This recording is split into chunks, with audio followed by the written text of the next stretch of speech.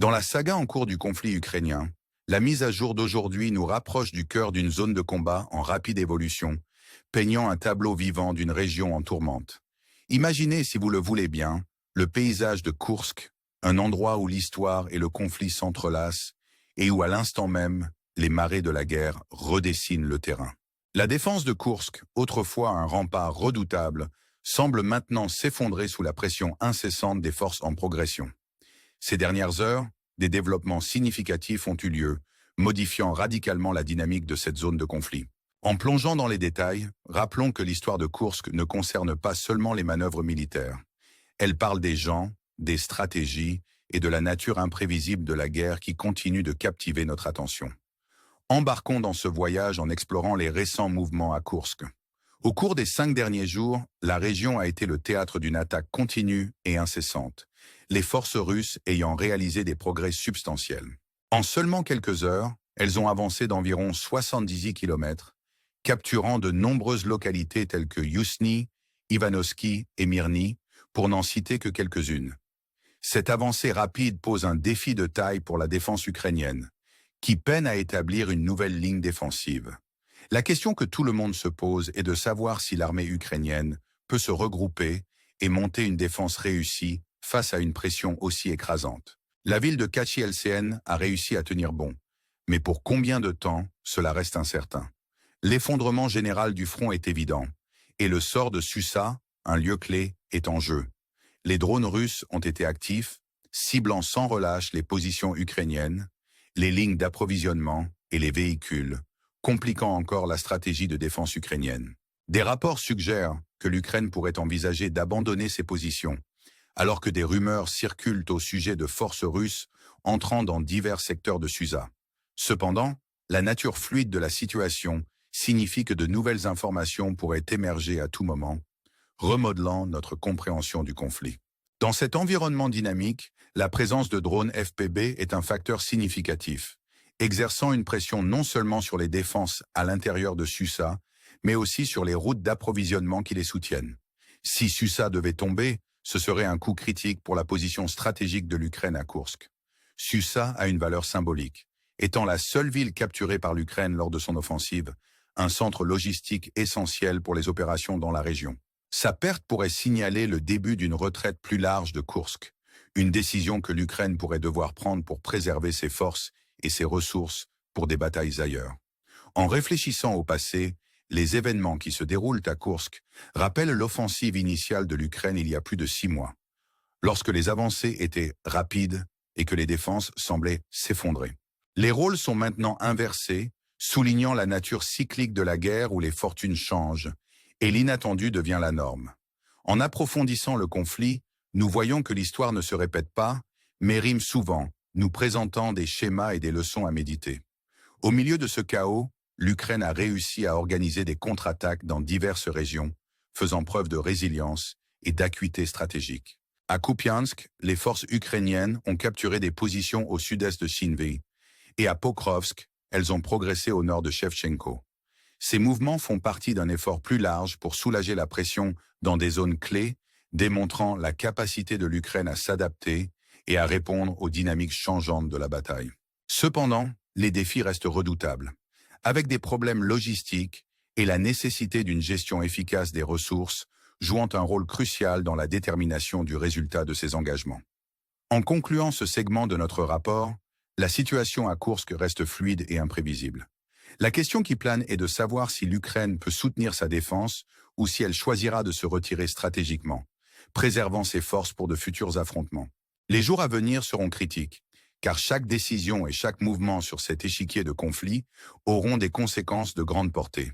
En réfléchissant à ces développements, nous vous invitons à rester à l'écoute, à aimer et à vous abonner, alors que nous continuons ensemble à explorer le récit en constante évolution de ce moment pivot de l'histoire. Alors que nous tournons notre attention de Koursk, il est crucial de reconnaître les implications plus larges du conflit en cours, non seulement en termes de gains ou de pertes territoriales, mais dans la façon dont ces événements résonnent avec le tissu même des relations internationales et des alliances stratégiques. Le front ukrainien n'est pas seulement un champ de bataille, c'est un creuset où les stratégies géopolitiques sont mises à l'épreuve et où la résilience des nations est mesurée. Dans ce théâtre volatile, chaque escarmouche, chaque avancée et chaque retraite porte en elle le poids des calculs politiques et des espoirs et craintes de ceux sur le terrain. À la lumière de ces réalités, les récentes contre-attaques de l'Ukraine à Kupiansk et Pokrovsk témoignent de son esprit indomptable et de sa polyvalence tactique. Ces régions, bien que peut-être moins en vedette dans les gros titres que Koursk, ont leur propre importance stratégique. Kupiansk, avec ses nouvelles avancées au sud-est de Sinve, et Pokrovsk, témoignant de gains au nord de Shevchenko, ne sont pas simplement des noms sur une carte, mais des points focaux dans une stratégie plus large pour reprendre l'initiative et l'équilibre face à l'adversité. La capacité de l'armée ukrainienne à lancer ses contre-attaques est le reflet de sa détermination et de sa compréhension du paysage stratégique plus large. À Pokrovsk, les forces ukrainiennes s'efforcent de soulager la pression exercée par les offensives russes, qui avaient précédemment stagné en raison de défis logistiques. Cette stagnation a offert une fenêtre d'opportunité pour les contre-attaques ukrainiennes, qui ont depuis progressé dans la reconquête de territoires et la perturbation des positions russes.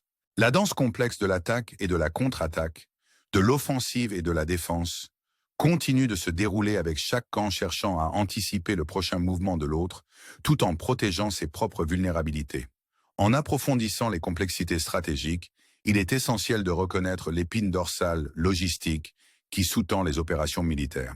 Le succès ou l'échec de toute campagne dépend souvent de la gestion efficace des ressources, des lignes d'approvisionnement et des renforts. Dans ce contexte, la capacité de l'Ukraine à maintenir et mobiliser ses forces sur plusieurs fronts est remarquable. Malgré des défis considérables, y compris des chaînes d'approvisionnement perturbées et la menace constante d'attaques de drones, le leadership militaire ukrainien a fait preuve d'ingéniosité et d'adaptabilité, des qualités cruciales pour soutenir ses efforts sur le terrain. Outre les dimensions militaires du conflit, le paysage diplomatique joue un rôle clé dans la détermination des résultats.